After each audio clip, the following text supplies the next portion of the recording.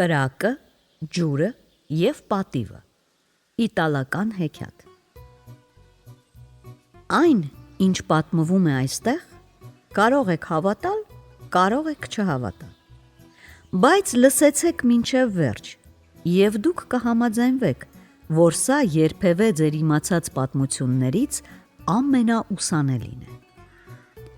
Մի անգամ ճանապարհին հանդիպեցին կրակն ու ջուրը։ Կրակը միևնույն տեղում մնալ չի սիրում։ Նույնիսկ երբ նրան խցկում են վառարանի կամ օջախի մեջ, նա մտածում է միայն դուրս պրծնելու մասին։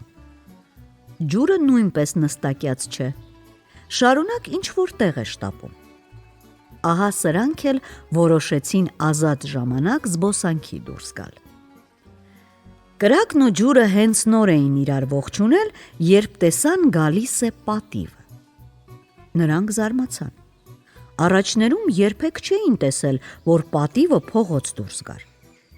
Նա այնքան էլ թեթևամիտ սինյոր չէր, որ մի տեղից մյուս տեղը գնար կամ թափառեր փողոցներում։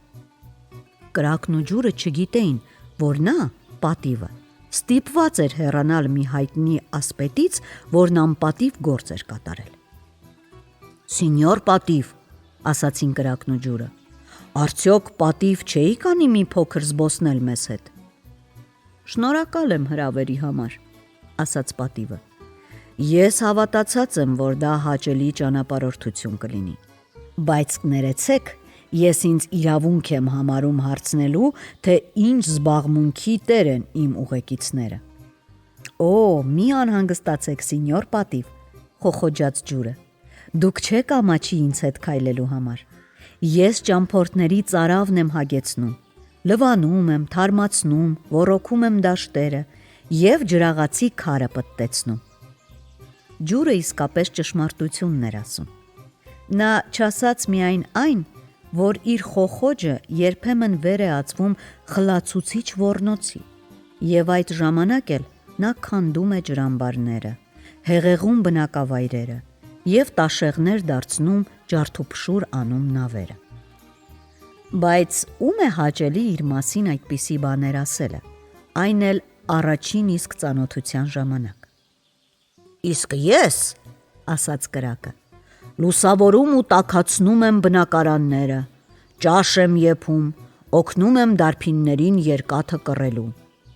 Կրակը չէր ուզում պատվի մոտ ջրից վատը երևալ։ Դրա համար էլ նա որոշ բաներ չասաց։ Օրինակ, չասաց այն բանի մասին, որ կատաղելով կարող է այրել ամբողջ մի գյուղ,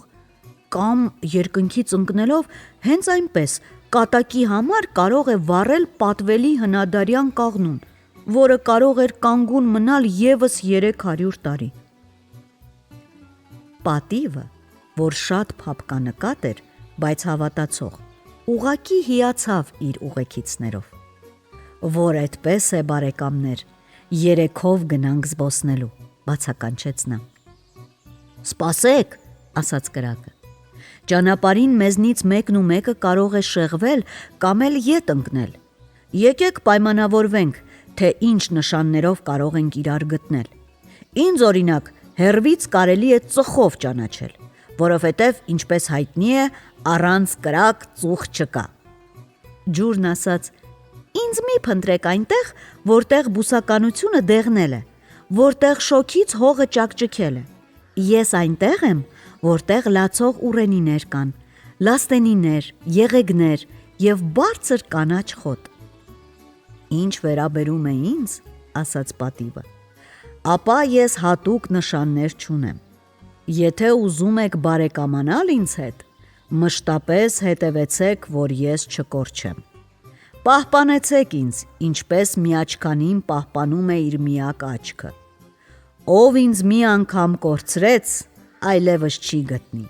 որովհետև ես այդպիսի յուրահատուկ բնավորություն ունեմ»։ Եվ պատիվը երեքից միակն էր, ով ասաց իսկական ճշմարտությունը, առանց որևէ բան թաքցնելու։